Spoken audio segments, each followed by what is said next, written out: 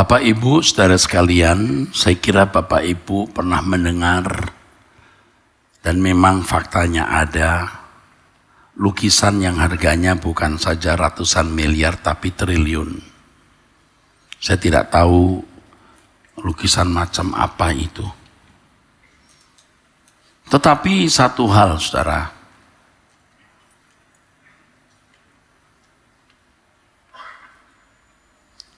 tidak mungkin seorang pelukis yang bisa menghasilkan karya begitu indah dan mahal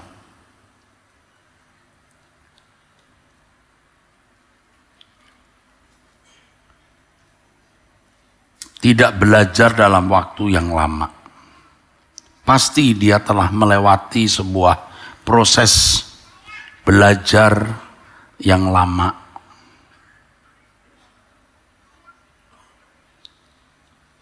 Saya kira sudah berkali-kali dia membuat lukisan yang dibuang. Kanvas yang dirobek, lukisan yang tidak jadi, lukisan setengah jadi, yang akhirnya tidak pernah terbentuk. Pasti, saudara, itu pasti. Saya mengerti hal ini bukan karena saya pelukis profesional, tapi saya pelukis amatir. Karena saya juga melukis. Tapi sudah 4-5-6 tahun ini saya kira saya sudah tidak pernah melukis lagi. Dulu kalau saya keluar negeri, saya ke toko yang menjual cat lukisan. Tapi sekarang sudah tidak. Saya mengerti bagaimana belajar melukis gagal, buang, ya. Lukisan tidak jadi, setengah jadi kita buang. Sudah seperti jadi, kita malu dilihat orang, kita buang. Pasti lewat sebuah proses panjang, saudara.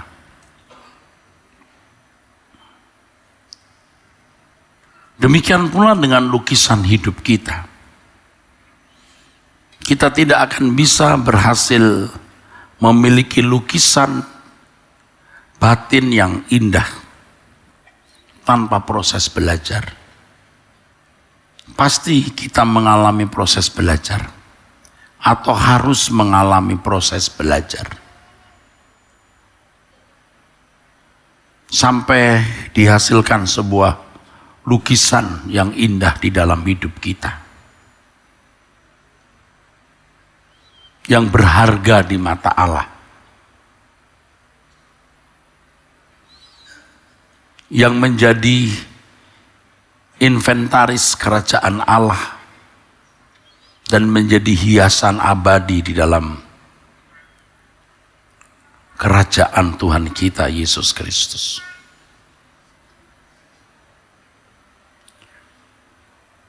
Jika dibanding dengan kekekalan 70-100 tahun umur hidup kita ini tidak ada artinya sama sekali.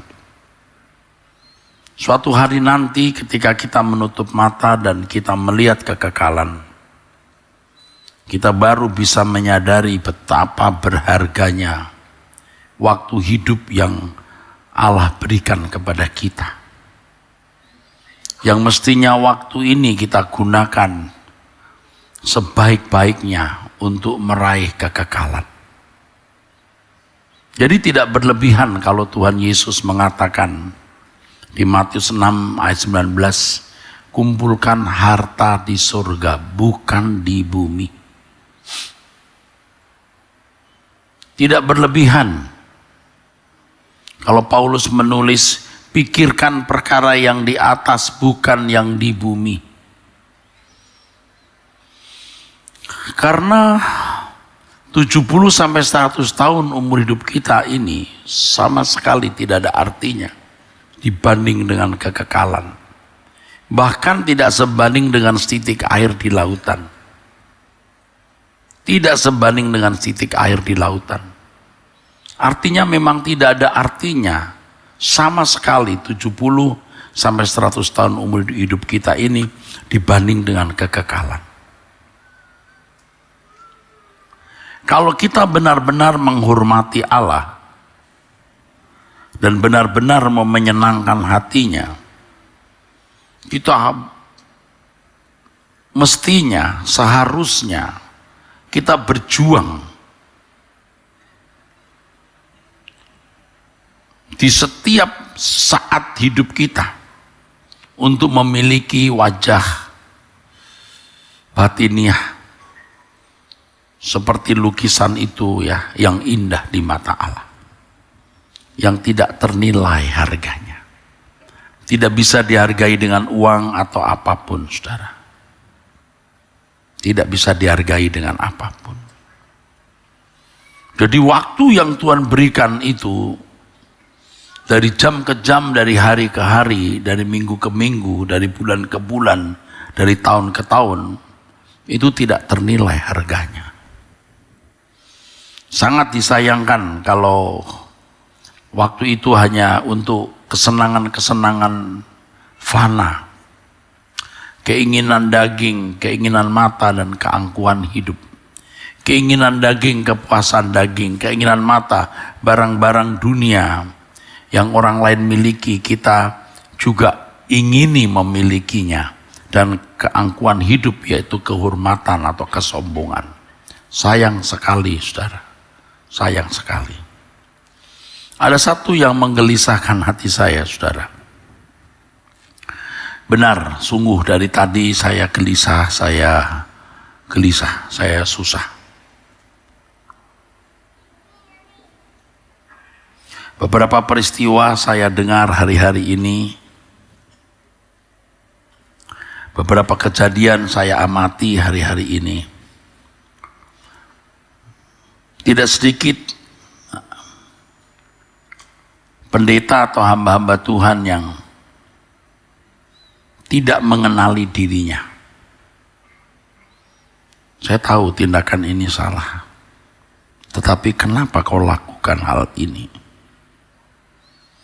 Saya belum tentu lebih baik, saya sadar. Tetapi saya tahu bahwa tindakan itu salah.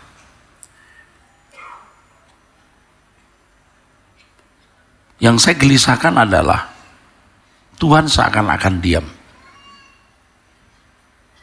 Saya bukan sedang mau protes, tetapi saya merenungkan betapa mirisnya hidup ini. Betapa mirisnya, saudara. Tuhan seakan-akan diam. Ketika kita lalai melukis wajah batiniah, atau ketika ternyata wajah batiniah kita belum seperti yang Allah kehendaki, atau tidak seperti yang Allah kehendaki, Allah seakan-akan diam. Allah seakan-akan diam. Ketika kita mulai sibuk dengan banyak hal, apakah itu materi, apakah itu nafsu, apakah itu kehormatan manusia, ini yang saya pahami. Kita makin tidak menangkap pesan Tuhan, tidak menangkap teguran Tuhan. Mata hati kita menjadi buta atau tumpul, saudara. Buta atau tumpul. Yang menggelisahkan saya adalah seakan-akan Tuhan diam. Kenapa bisa terjadi hal ini?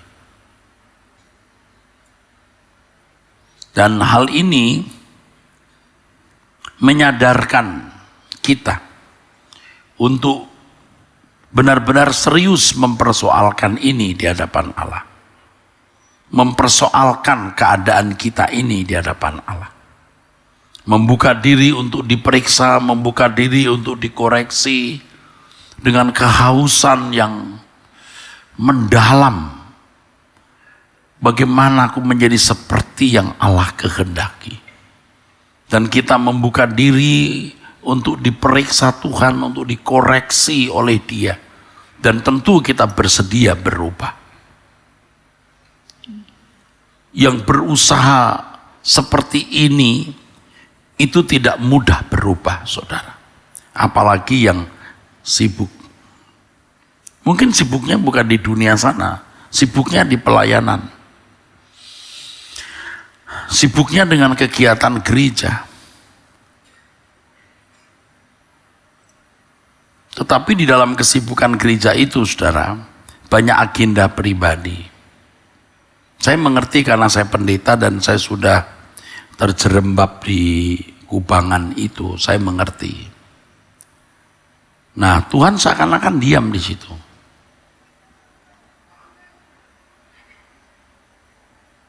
Sampai kita tidak bisa menyadarkan, mengingatkan, menginsafkan, sampai tidak bisa lagi.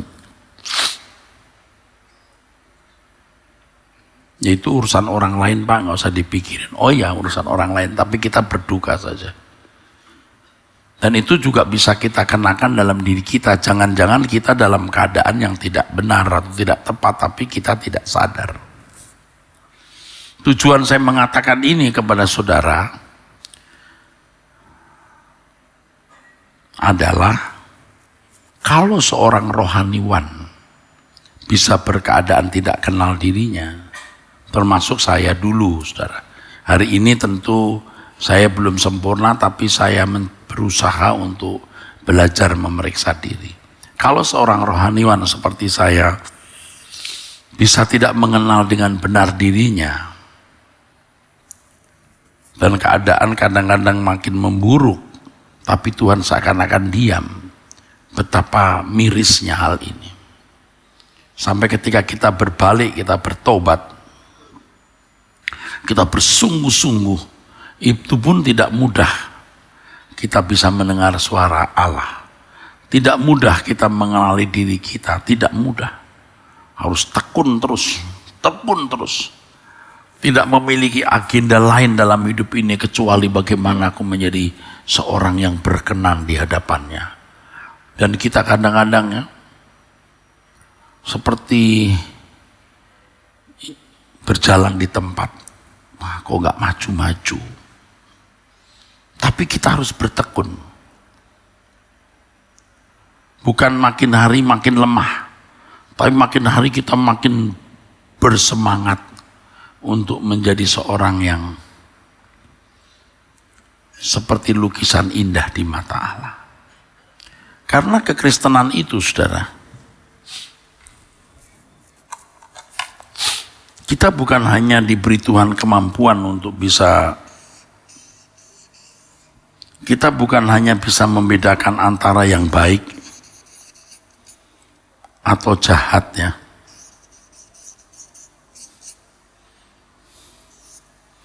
Ini pengertian nalar hukum. Nalar hukum bisa menjawab ini. Nalar hukum. Nalar hukum kita bisa menjawab yang ini salah, ini benar, ini baik, ini jahat. Tidak perlu pewahyuan. Tetapi tetap perlu juga didikan di sini. Kalau tidak dididik, tidak bisa, ya. Atau tidak mau tahu. Tahu tidak mau tahu. Jadi memilih yang jahat.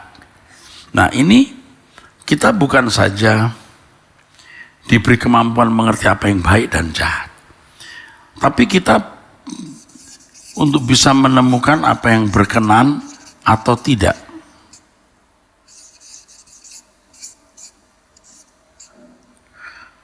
Hal-hal kecil, hal-hal sederhana. Tingkatan ini sudah luar biasa, saudara. Di meja makan kita bicara 30 menit itu sudah bisa 4-5 kesalahan kita lakukan. Menonjolkan diri, ngomongin orang, cerita berlebihan, dilebih-lebihkan, ada saja. Itu di meja makan, belum di jalan raya, belum ngadapin banyak hal dalam hidup ini. Ya. Kita sering meleset. Ini yang saya katakan pendosa, kita ini pendosa.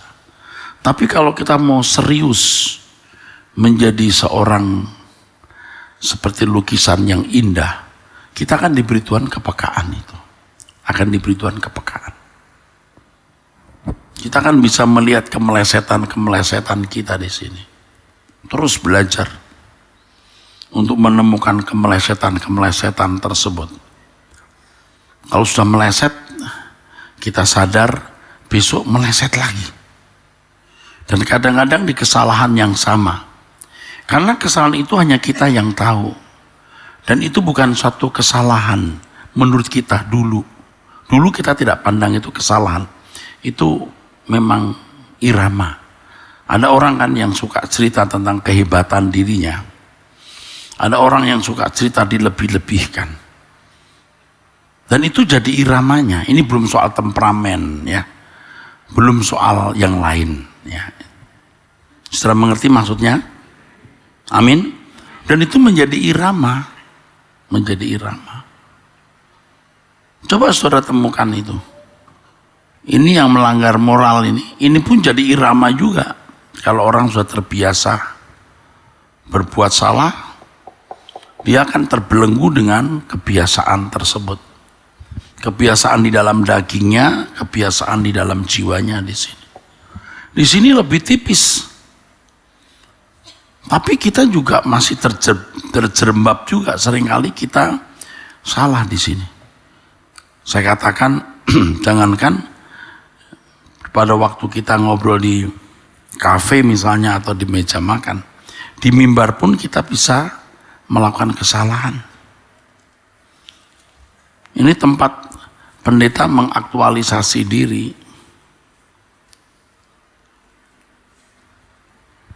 Ini lahannya dia mengangkat diri, lahannya untuk dikenal orang. Di sini nih. Dan saya menyadari banyak kesalahan yang sudah saya lakukan di waktu-waktu yang lalu. Ya sekarang juga belum sempurna. Tapi sedang belajar untuk jangan membuat kesalahan, saudara. Ada orang yang kalau ketemu teman, mesti ada bahan menyerang orang. Bahan kritik orang. Dan itu jadi irama.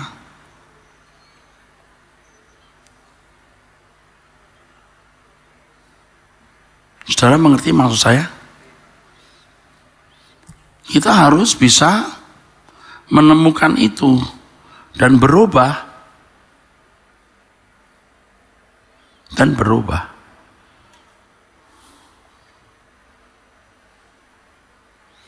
Kebiasaan saudara marah kepada pembantu atau pegawai rendahan atau driver saudara dengan bahasa dan kata-kata tertentu itu juga jadi kebiasaan. Kalau tidak ngomelin orang itu nggak puas. Kalau nggak mengomentari sesuatu itu tidak puas. Kan ada yang begini, orang-orang begini.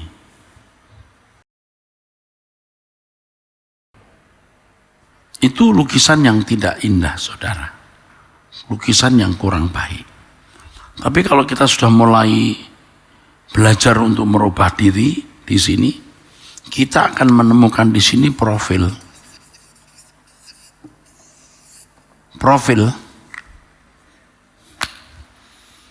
Profil dari wajah yang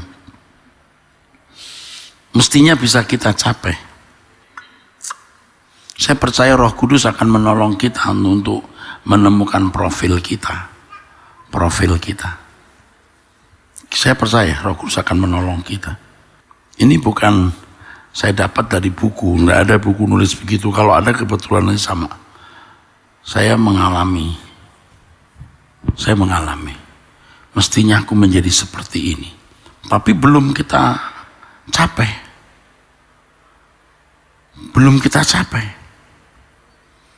Nah, kalau kita masih di sini melakukan banyak pelanggaran, kita belum melihat profil itu loh. Profil kita harus menjadi apa? Kalau kita sudah bisa menemukan profil kita ke arah profil yang kita harus kenakan dalam hidup ini. Pasti ini serupa dengan Yesus. Ingat, serupa bukan berarti kita mirip-mirip, tetapi memiliki kecerdasan roh di mana segala sesuatu yang kita putuskan, kita pilih, kita pikirkan selalu sesuai dengan pikiran dan perasaan Allah. Mestinya dari muda kita bertumbuh terus sampai kita menemukan profil ini. Sebab kalau tidak, yang kita temukan itu profil yang lain yang salah. Wajah seorang konglomerat, wajah seorang tokoh apa ya. Jadi sebenarnya ketika Ibrani 12 ayat yang kedua mengatakan janganlah serupa dengan dunia ini, lalu kita serupa dengan siapa? Coba kita baca dulu ayat itu, saudara. Dari ayat 1 ya. Maaf, Roma maksud saya. Roma 12 ayat 1 dan 2. Nanti Ibrani kita bahas, sekarang Roma dulu.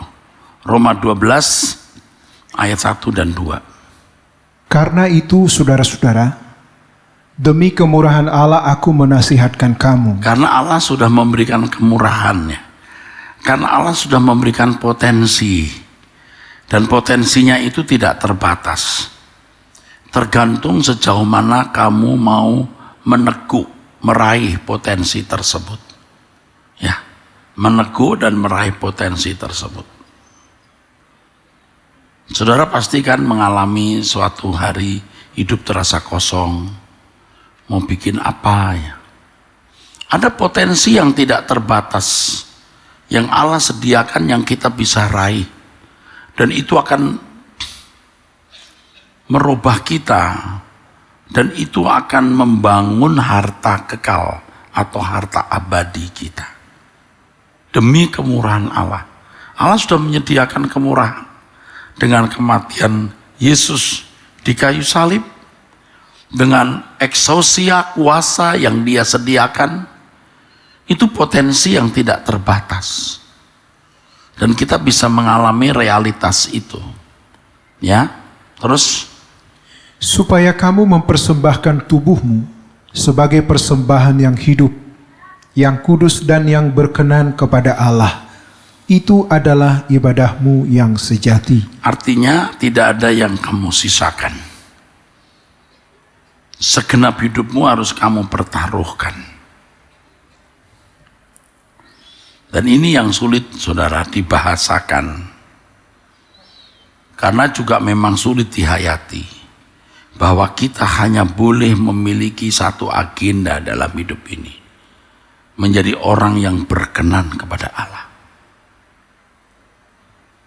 Tadi saya berpikir, saudara, dan saudara bisa membuktikan. Kalau kita menjadikan ini agenda kita satu-satunya, kita menggeliat, kita berjuang dengan sungguh-sungguh, kemuliaan Tuhan itu tidak mungkin tidak memancar dalam hidup kita. Bukan tidak mungkin, pasti. Tidak mungkin tidak memancar kemuliaan Allah itu. Yang memang bagi orang yang mata hatinya gelap, kita jadi ancaman. Jadi objek cemoohan bisa. Tapi bagi orang yang memiliki nurani yang baik, yang juga Allah selamatkan dan dia mau menerima keselamatan dari Allah, kita itu benar-benar bisa menjadi saluran berkat untuk mereka, memancarkan keagungan. Bagi orang-orang di luar Kristen yang memang hati nuraninya juga baik, akan menangkap keagungan saudara. Sebaliknya orang-orang Kristen yang walaupun dia Kristen hatinya bengkok, dia akan selalu mencari kesalahan saudara. Dia nggak rela, orang lain rohani itu nggak rela. Ngerti? Karena ancaman untuk dia juga. Kenapa kamu begitu rohani, kenapa dia nggak rohani? Kamu ekstrim, kamu fanatik, kamu berlebihan. Tapi justru orang-orang non-Kristen yang punya nurani yang baik akan memandang keagungan hidupmu. Nah, itu ironis itu. Saudara ngerti saya ngomong apa ini? Paham? Bisa dimengerti? Setuju bisa terjadi? Bisa. Ini bisa. Orang Kristen sendiri kadang-kadang melihat saudara juga seperti ancaman. Dia tidak suka Kristen model fanatik begini. Sombonglah, sok rohanilah, apa. Tapi orang non-Kristen yang nuraninya baik malah melihat keagungan itu. Nah itu aneh juga tuh, ajaib itu. Bisa begitu. Saya tidak tahu apakah saudara sudah mengalami, tapi tentu saya sudah melihat itu. Ya. Mempersembahkan hidup sepenuhnya bagi Allah untuk satu agenda ini. Dan kalau ini menjadi satu-satunya agenda saudara, dan itu jadi komitmen ya, komitmen saudara ya, tekad saudara ya, akan nyata itu perkembangan atau pertumbuhan saudara itu. Tidak mungkin kita melepaskan percintaan dunia lalu Tuhan tidak menggantikan dengan sukacita surgawi. Tidak mungkin. Oh, tidak mungkin. Yang membuat kita tidak menikmati sukacita surgawi karena kita membelah hati kita. Ya, dualisme. Harus kita berani ya mengarahkan hanya kepada Tuhan. Satu yang ku perlu, ku mohon padamu, itu benar. Amin, saudara. Agenda kita hanya mau menjadi berkenan di hadapan Allah. Jangan takut gagal. Kalau saya bilang saudara pasti gagal, kayaknya salah. Tapi pada dasarnya dalam pengalaman hidup saya selalu ada kegagalan. Tapi pelukis yang bisa menghasilkan karya-karya besar itu pasti melalui proses belajar yang mengorbankan waktu, tenaga, lembar-lembar kertas kanvasnya. Dia melukis belum jadi, dia sobek, dia bikin lagi, sudah pagi hari. Dari sore sampai pagi. Wah, itu bisa begitu. Terus cara dia ya membuat untayan tangannya itu latihannya. Kalau saudara melihat saya sering gambar gini, ini kan nggak satu hari itu suruh bikin.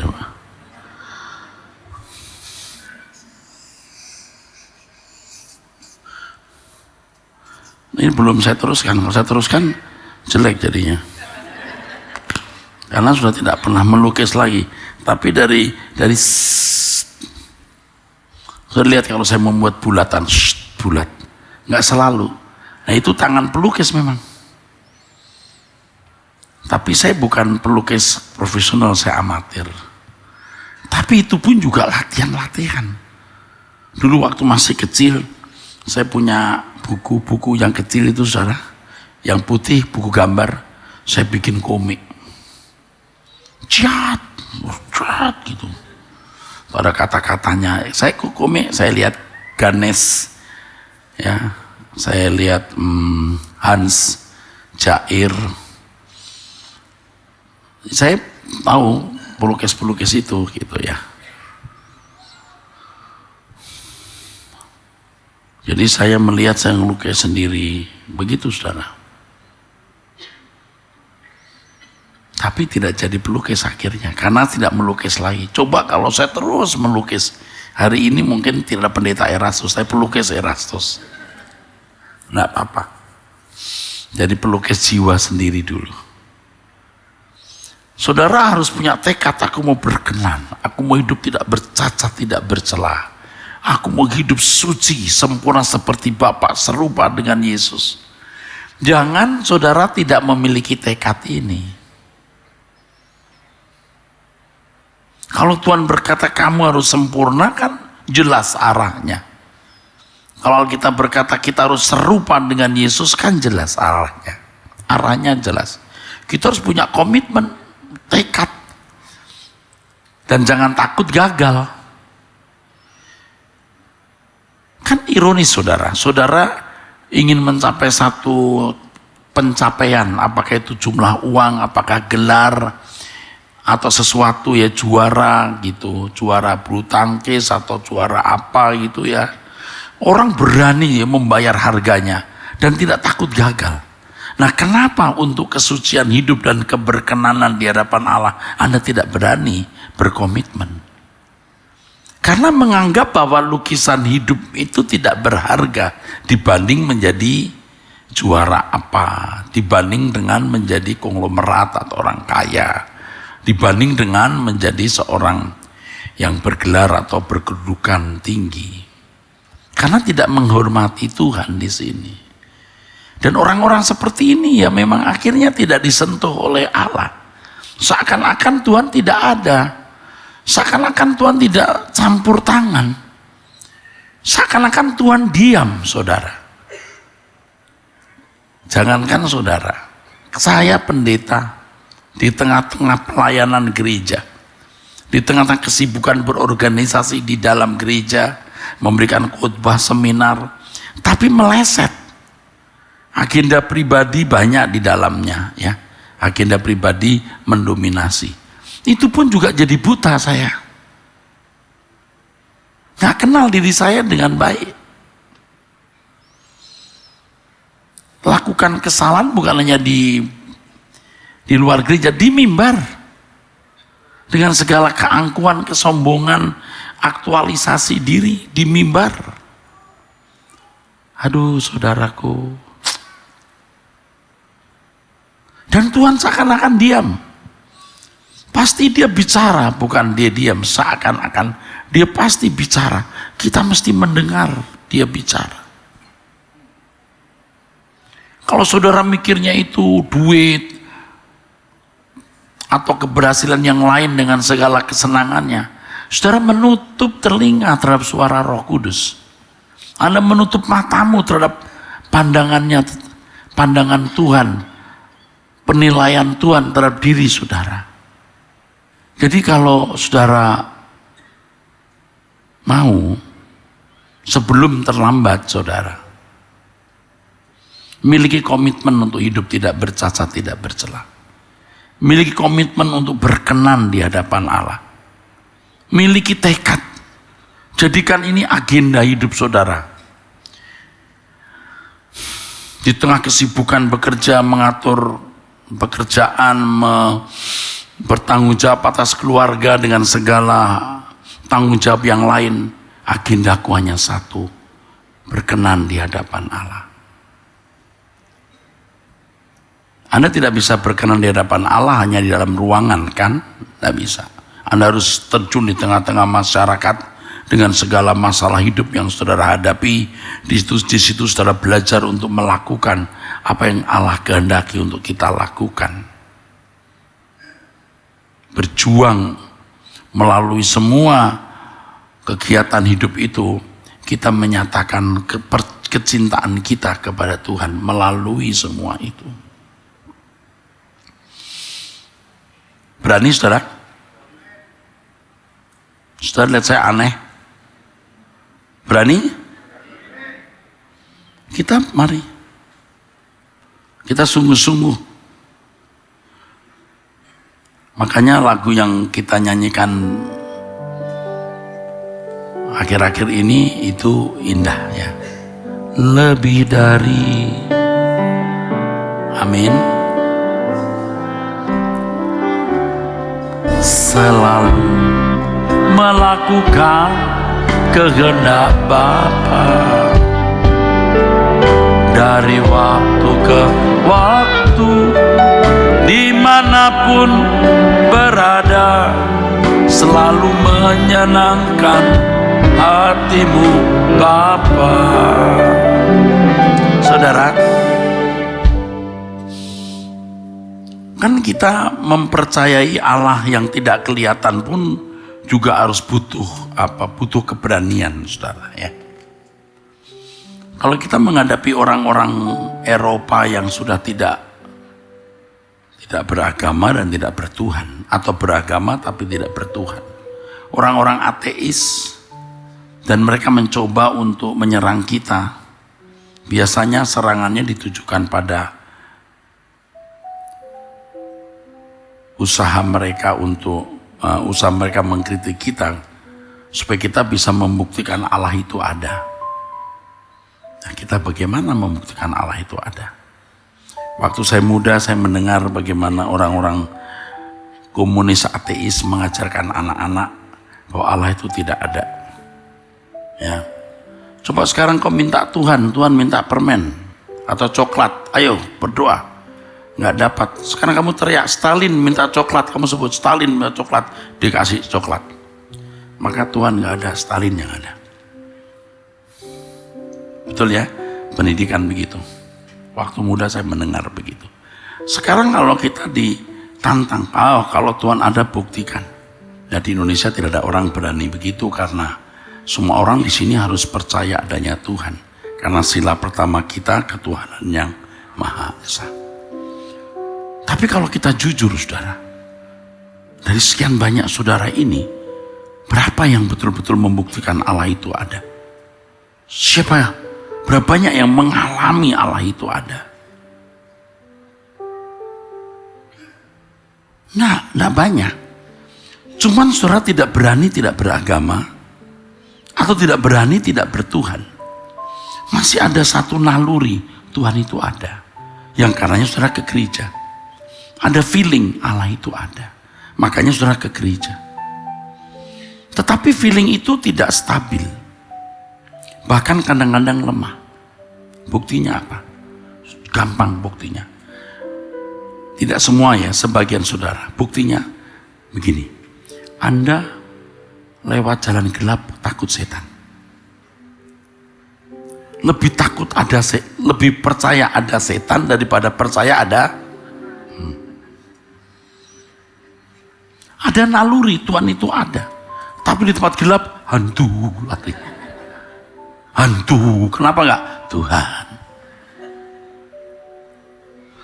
Contoh yang sederhana lagi.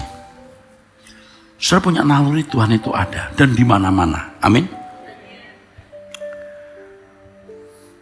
Tapi masih suka berbuat dosa enggak? Kok enggak amin?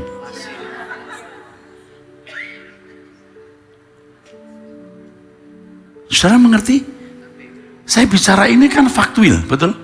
Dan saya mengajak Anda berpikir, kalau kita percaya Tuhan ada, kita berusaha untuk mempercayai Dia ada. Caranya bagaimana saudara? Bukan hanya yakin Allah itu ada, yakin Allah itu ada. Nggak tambah yakinmu. Untuk menambah keyakinan itu, lakukan apa yang kau pandang berkenan di hadapannya.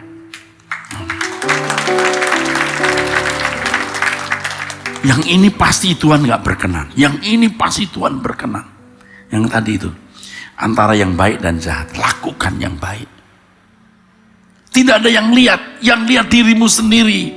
Tapi berjuanglah untuk melakukannya. Nanti sampai kepada hal-hal yang tipis. Yang tadi saya katakan. Waktu saya bicara itu aku sombong. Aduh, ampuni aku sombong Tuhan. Aku sombong ketika mengatakan itu. Tapi besoknya melakukan hal yang sama. Aduh Tuhan ampuni aku. Punya komitmen berubah. Lama-lama Anda akan bisa tidak melakukannya lagi. Amin. Oke, 1, 2. Saya percaya bahwa Tuhan pasti memberi kesempatan kita mengabdi kepadanya.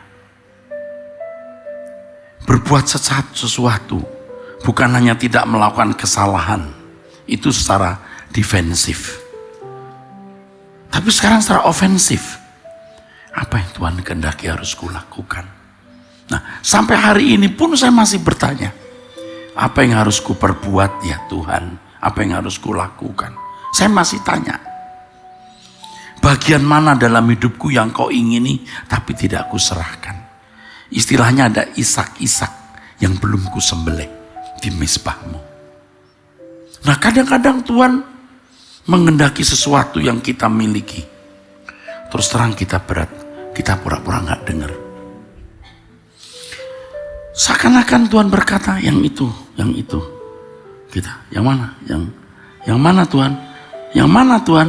Tuhan kira-kira tunjuk yang itu. Yang mana? Kita keberatan. Nangkep maksudnya? Iya. Saya kira kalau saudara memiliki pergumulan dengan Tuhan, mengerti maksud saya. Kita sering menutup mata kita. Nah, itu bukan bagianku, itu bagian orang lain. Tuhan tahulah ini bukan bagianku. Ya terserah kalau bukan bagianmu. Tapi ketika kita berani mempertaruhkan hidup kita dengan air mata, lama-lama dengan sukacita, kita menghidupkan Tuhan dalam hidup kita. Kesediaan kita hidup tidak bercacat, tidak bercela. Kesediaan kita mempertaruhkan atau mempersembahkan hidup kita. Itu membuat Tuhan jadi hidup di dalam hidup kita. Akhirnya memang menjadi irama kita. Satu, kesucian. Dua, pengorbanan. Dan itu menjadi lukisan yang indah di dalam hidup kita. Kalau hanya percaya Allah itu ada. Allah itu hidup. Yakin Allah itu ada dan hidup. Tidak merubah kita. Dan keyakinan seperti itu rapuh.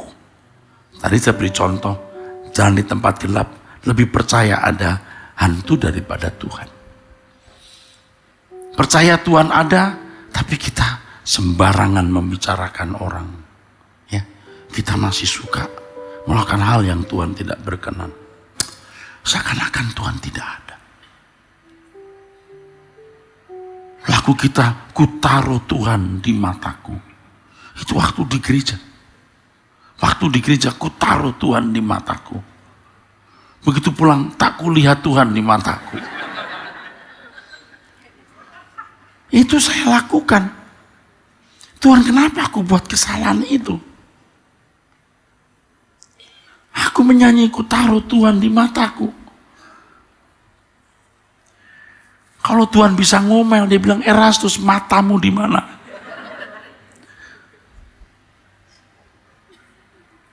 Paham maksudnya? Bagaimana kita berani meyakini Allah? Itu berani untuk hidup tidak bercela.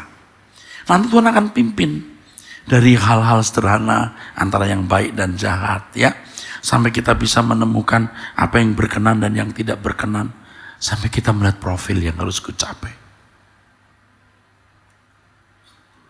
Hidup ini menjadi berharga, saudaraku. Kalau sudah melewati ini, aduh, saudara pasti bawa aku ke sana. Kalau sekarang belum. Sekarang jangan mati dulu, karena banyak yang belum siap. Ya, jangan amin, mati beneran loh. Dan Anda belum siap. Kalau kita berani memaksa diri untuk mempercayai Allah itu ada. Kenapa kita tidak memaksa diri untuk melakukan apa yang berkenan dan berkata, ajar aku untuk melakukan apa yang berkenan? Kenapa kita tidak berani berkata, ku mau hidup seturut kehendak-Mu Tuhan. Itu suci berarti. Ku mau memberi semua yang dapat ku berikan. Ku mengasihi-Mu lebih dari semua, melayani-Mu di bumi, di sorga. Ku mau hidup seturut kehendak-Mu. Itu yang namanya hidup suci. Ku mau memberi semua yang dapat ku berikan. Semua yang ada padaku yang Tuhan kehendaki. Ku mengasihi-Mu lebih dari semua. Tuhan tidak kelihatan, tapi buktikan cinta-Mu dengan tindakan konkret. Sampai saudara tidak bisa menarik cinta itu. Sampai saudara bisa bingung, kenapa aku bisa mencintai Tuhan begitu rupa. Dalam pengalaman penggembalaan, pelayanan pastoral yang saya jalani, saya sudah sering menemukan, ya kata sering dan kadang-kadang memang relatif, tapi karena sudah beberapa kali saya mengatakan begini saudara. Banyak orang, saya katakan sering, ada orang-orang yang bingung lihat anaknya berubah ketika jatuh cinta. Sebelum ketemu, maaf ya, sebelum ketemu itu anak saya nggak begini Pak. Anak gadis saya itu taat, nurut. Tapi ketemu itu, nah itu. Saya ketemu beberapa kasus. Dan rata-rata nih si ibu bapak yang anaknya kasmaran berkata, anak saya didukunin. Capek saya ngurusnya. Karena saya mendoakan suruh pelepasan. Nggak lepas. Ini bukan setan, ini cinta. Saya kadang-kadang pusing bagaimana menjelaskan ke orang ini. Akhirnya saya dapat satu jawaban. Mau denger nggak? Waktu mereka bilang anak saya didukunin, Pak. Enggak. Ibu gak ngerti firman Tuhan. Kaget ya. Mungkin ya, pasti kaget. Ibu gak ngerti firman Tuhan. Cinta lebih kuat dari maut.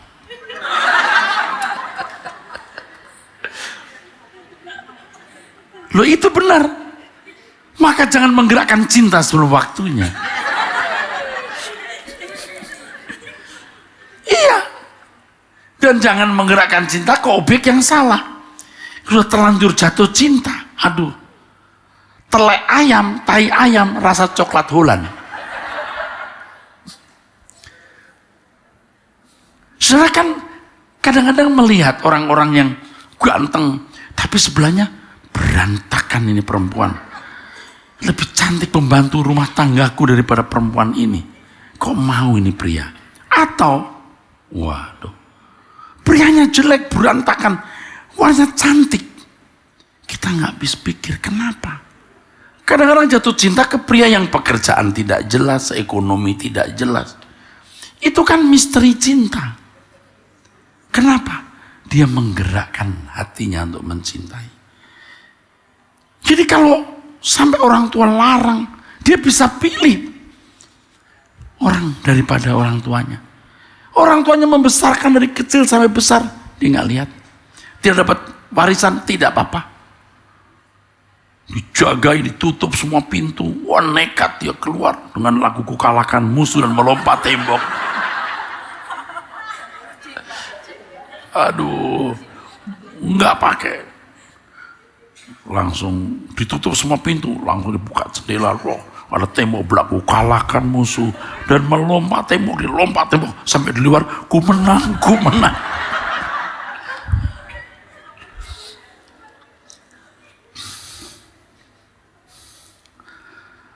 Kok bisa? Bisa. Hati kita arahkan kemana? Sudah tahu kalau orang hobinya apa? Dia belain sama istrinya dikalahkan. Wih. Kadang-kadang pria yang suka moge motor gede, dia lus-lus itu. Pagi bangun lus. Bininya nggak pernah dilus.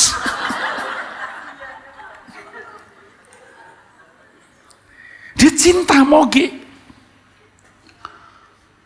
Coba bayangkan, dia suka mancing.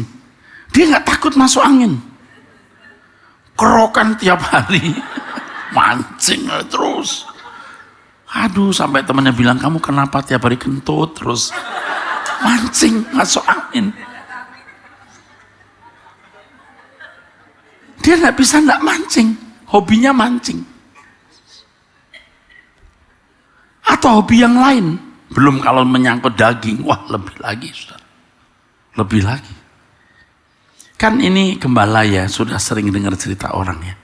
Bisa loh istri ditinggal, anak ditinggal. Lari ke perempuan yang gak jelas. Aduh. Bisa loh. Ya dia beri hatinya. Sekarang. Kenapa kita tidak memberi hati kita untuk Tuhan? Kenapa kita tidak mencintai dia? Tapi Tuhan tidak kelihatan, Pak. Buat dia kelihatan.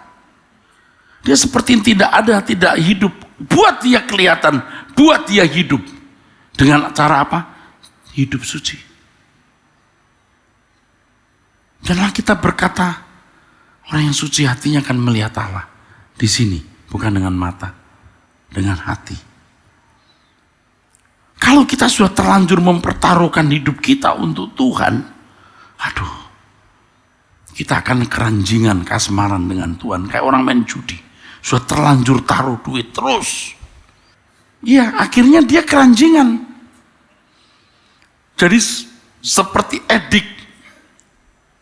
Ya, seperti edik, kecanduan. Kenapa kita tidak kecanduan Tuhan? Saya kira di antara Bapak Ibu banyak yang sudah kecanduan Tuhan. Jangan dipotong khotbah ini. Gila loh, Erasmus bilang Tuhan itu candu akan jadi nantinya. Maksudnya adalah kasmaran, falling ya. Kayak seperti crazy loving. Jadi cinta gila-gilaan. Dan itu bisa dikembangkan, saudara. Kita mencintai dia. Untuk mengembangkan cinta itu dengan tindakan. hidup suci, mempertaruhkan apapun yang kita miliki untuk Dia, sampai jadi irama. Dan itu yang menjadi lukisan dalam hidup kita. Makanya kita harus melukis diri kita. Kehendak bebas kita yang berperan dan memainkan peranan penting, saudara. Kehendak bebas kita. Yang mustahil bagi manusia, tidak mustahil bagi Tuhan. Jadi orang kaya ini ingin hidupnya berkualitas, tapi dia tidak mau kehilangan harta. Nggak bisa. Dia pergi dengan sedih, betul? Karena banyak hartanya. Disuruh melepaskan hartanya, dia tidak mau. Dia tidak bisa memiliki hidup yang berkualitas. Yang mustahil bagi manusia, tidak mustahil bagi Allah. Bagaimana sesuatu menjadi tidak mustahil bagi Allah? Dimulai dari kita. Jual segala milikmu, bagikan kepada orang miskin. Datang kemari, ikut aku. Kita yang harus memiliki tindakan dulu.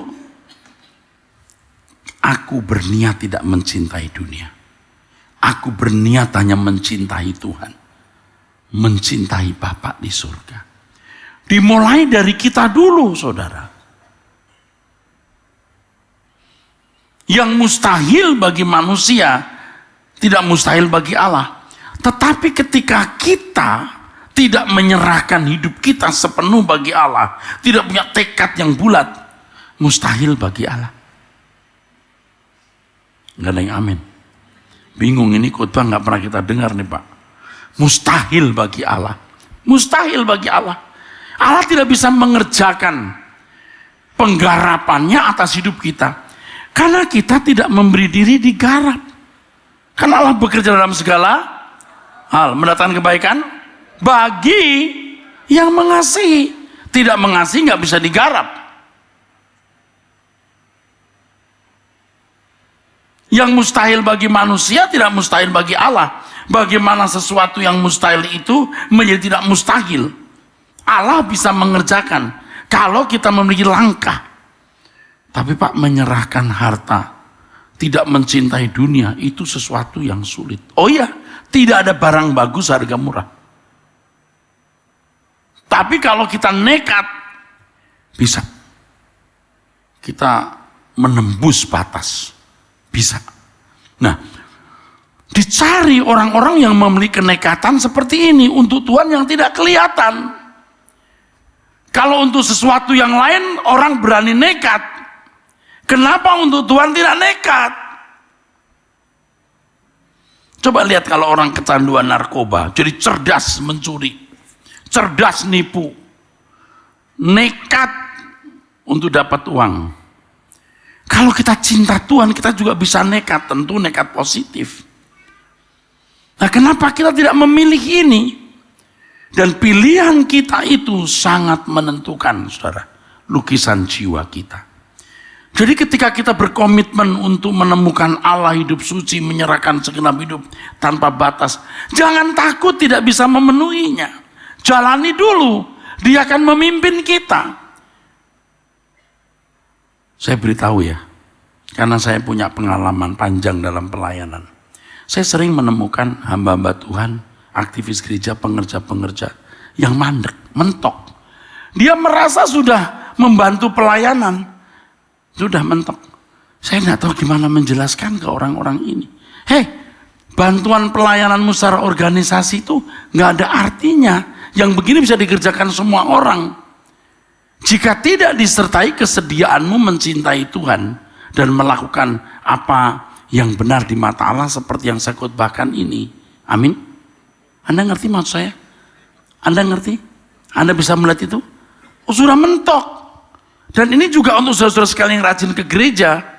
Jangan sampai mentok. Aku sudah rajin ke gereja, aku sudah jadi aktivis. Aduh, Anda mentok di situ. Jadi sepulang dari tempat ini, saudara mencari Tuhan terus. Di sana saudara akan menemukan Tuhan. Selamat berjuang.